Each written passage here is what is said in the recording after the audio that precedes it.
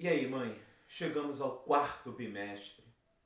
Muitas de vocês estão com os filhos pela hora da morte, ou você quase querendo trucidar o seu filho. Mas não é assim que se resolve o problema a essa altura do ano, não é? Ele não conseguiu aprender, ele teve problemas, ele está sem nota o suficiente nesse momento para poder se recuperar. Mãe, às vezes a culpa não é do professor, às vezes a culpa não é da escola e às vezes a culpa não é nem do seu filho. Por que eu posso falar isso? Mãe, meu nome é Bertier Souza Júnior. Eu trabalho com crianças há mais de 20 anos. Sou funcionário público da Rede Estadual do Rio de Janeiro há 16 anos. Dou aula para crianças desde os 10 até adultos. Então, eu posso falar porque eu já vi nesses 20 anos milhares, literalmente milhares de alunos passando por mim. E dentro desses milhares eu pude observar o seguinte: não existe uma fórmula mágica que ensine a todos os alunos da mesma forma. Não adianta eu tentar imprimir um ritmo ou um jeito de ensinar a esses alunos da mesma forma que eu fiz na turma do ano passado. Porque são outros alunos, são outros problemas, é uma outra época. Imagine os alunos de agora, de 20 anos depois daqueles que eu comecei a dar aula lá em 2002, passagem para 2003, tem uma vida, tem uma forma de agir, de pensar completamente diferente da de hoje.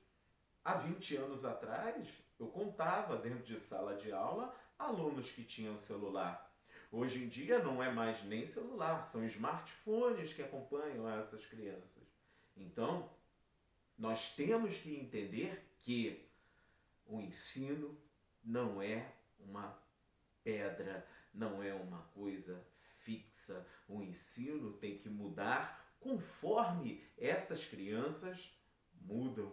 E é para isso que eu estou aqui, para conversar, para passar um pouco dessa experiência que eu tive ao longo desses anos para você, mãe. Para que você possa entender que, às vezes, o problema do seu filho não é uma incapacidade que ele tenha de estudar. Às vezes, o problema do seu filho não é com o professor. Às vezes, o problema do seu filho é: será que a matéria está atingindo os gostos, as vontades e os anseios que essa criança tem? É sobre isso que nós vamos falar.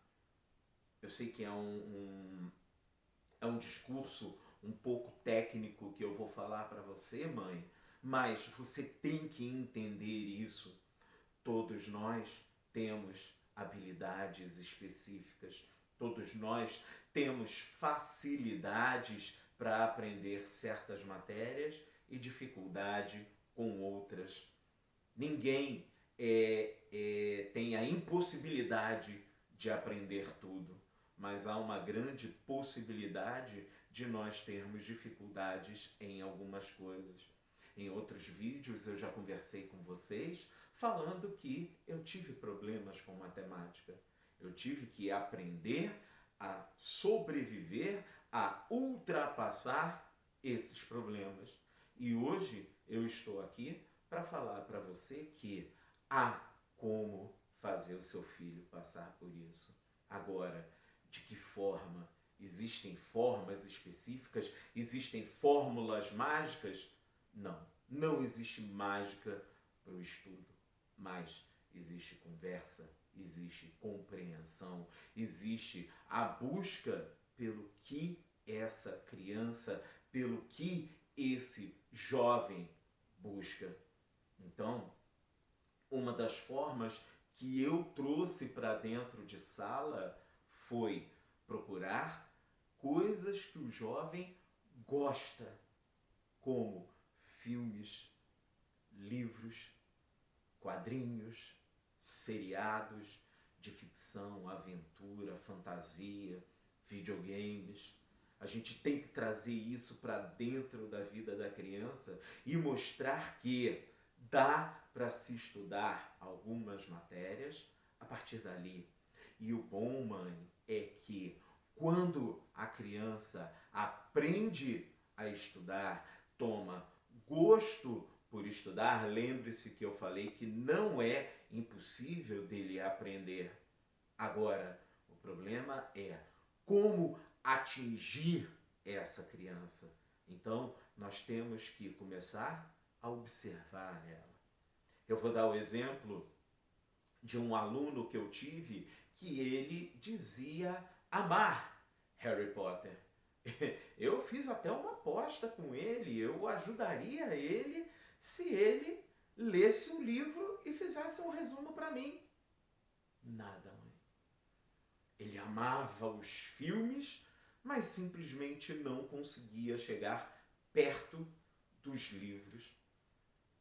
Eu comecei a pesquisar, descobri que ele gostava muito de filmes de terror. O que eu fiz? Fui atrás de escritores de livros de terror. Daqui a pouco eu achei um cara, um brasileiro, que escreve sobre vampiros, chamado André Bianco. O André Bianco tem uns livros bem grandes, de 500, 600 páginas.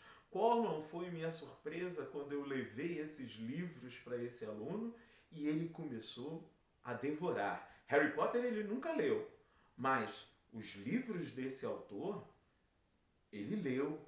Eu tinha uma coleção especial que eu levei para ele de 1.200 páginas. Mãe, aquele aluno que não conseguia ler o livro do Harry Potter de 250 páginas, leu 1.200 páginas em 1 mês e meio e pediu mais. Daí ele pulou para a série do Peter Jackson e hoje é um leitor inveterado. E o melhor, mãe, sabe o que é? Quando a criança passa a ter gosto pela leitura, a escrita, a forma de ler, a forma de falar, tudo isso melhora. Agora, melhora de uma hora para outra? Não, demora até a gente ter esse retorno. Mas esse retorno vem. Mas vem com o quê? Com trabalho, com paciência, nós sempre juntos do aluno, no caso você, do seu filho. Eu sei que a vida hoje é tão corrida que muitas vezes você, o seu marido, às vezes você pode ser uma mãe solteira ou a sua companheira, não sei com quem eu estou falando, mas todo mundo tem que trabalhar. E quando chega em casa, está cansado. Como é que a gente consegue acompanhar esses alunos? Agora vejam, quando eles estão lendo um livro, vendo um filme que traga isso para eles, fica muito mais fácil. Por quê? Porque eles estão aprendendo com prazer.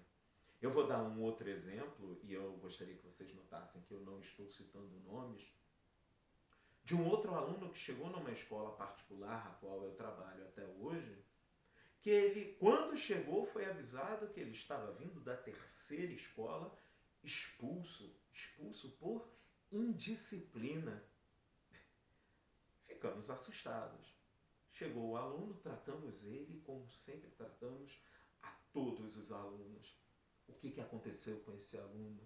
Ele se sentiu respeitado, ele se sentiu querido. Sabe o que aconteceu, mãe?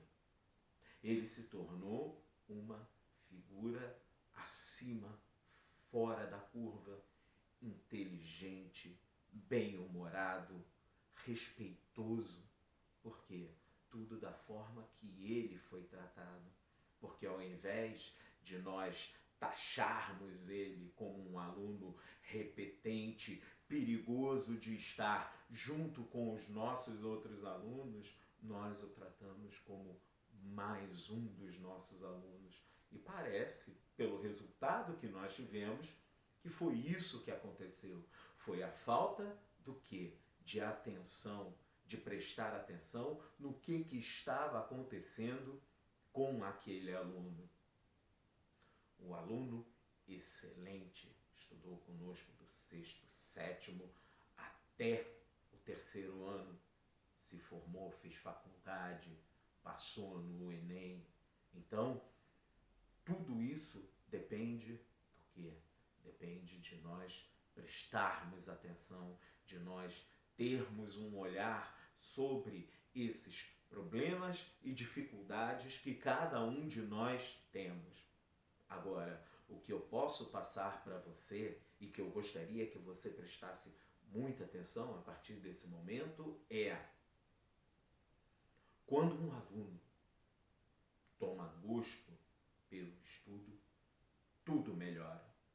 Agora, não é pressionando, não é cobrando acima de cobrança, cobrança e cobrança que o aluno vai responder.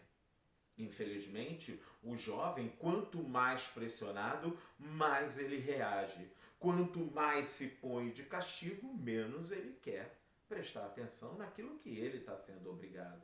Então, não é psicologia reversa? Vamos procurar o reverso? Vamos procurar aquilo que ele gosta de ver. Sim, eu consigo ver história em filmes e ficção, principalmente, que não falam de história, mas a boa ficção, a boa aventura, a boa fantasia, ela não fala de um mundo inexistente. Por que ela é boa? Porque nós nos reconhecemos ali. Eles falam de nós e não de um mundo que não existe. Quando você vê Star Wars, você está vendo o Império Romano. Foi a grande inspiração de George Lucas. Quando nós vemos V de Vingança, nós estamos vendo o quê? A chegada de Adolf Hitler ao poder na Alemanha. A história é a mesma, recontada de uma outra forma, para que você olhe aquilo de uma outra forma. E muitas vezes a criança não quer estudar Império Romano, não quer estudar Segunda Guerra Mundial, não quer estudar nazifascismo, mas conhece essas histórias. E quando nós começamos a fazer essas ligações, o conhecimento para essa criança desabrocha. Então, eu vou começar a falar para vocês, mãe, como nós não devemos fazer com as crianças. Eu sei que é difícil, que, meu filho só funciona assim. Colocar de castigo, obrigar, brigar, cobrar. Tem que haver cobrança? Lógico que tem. Eu não sou maluco, eu sou professor, eu cobro mais do que tudo aos meus alunos. Porém, nós temos que saber como é essa cobrança. Porque quando nós conseguimos aproximar, trazer o lúdico, trazer o prazer para dentro do estudo, não importa a idade que essa criança tenha, ela vai correr atrás do conhecimento. Não é mágica, é psicologia. Essas crianças, elas têm um HD entre as orelhas que não tem limites. Agora, o problema é como nós podemos atingir esses limites. E isso, mãe, depende de cada aluno. Tem um aluno que se destaca em desenho, tem um aluno que adora animais, tem aluno que adora ver as imagens de um filme. Acabei de falar, às vezes, de um futuro arquiteto, acabei de falar de um futuro veterinário, acabei de falar de um futuro diretor de filme ou de novela. Veja, às vezes eles só gostavam daquilo e transformaram aquilo numa profissão. E gostos que, quando nós olhamos e eles são crianças, nós não conseguimos reconhecer isso. Então, nós temos que prestar atenção. Esse vídeo começou com uma indagação que foi feita a mim e a outros amigos, que é a seguinte: história, que é a matéria que eu leciono. História reprova, Berthier? reprova sim. Assim como português, matemática, química, física, biologia, ciências. As únicas matérias que no Brasil, por lei, não podem reprovar um aluno são línguas estrangeiras: inglês, francês, espanhol, alemão. É lógico que um aluno pode estar numa escola bilíngue, mas normalmente um aluno que vai para uma escola bilíngue sabe o que vai passar, e não sei se essas matérias nesse tipo de escola reprovam, mas eu posso falar: história reprova sim. Por isso que eu fiz esse vídeo, para que as pessoas consigam entender que existe forma de nós atingirmos os alunos. E muitas delas nem sempre são através da pressão. Muitas vezes, um papo, uma conversa, às vezes ver um filme, um seriado, falar de um livro que nós lemos há muito tempo atrás, pode trazer dentro desse indivíduo a vontade de ser igual a nós, não é? Então, essas são as ideias iniciais desse vídeo. O que nós podemos fazer?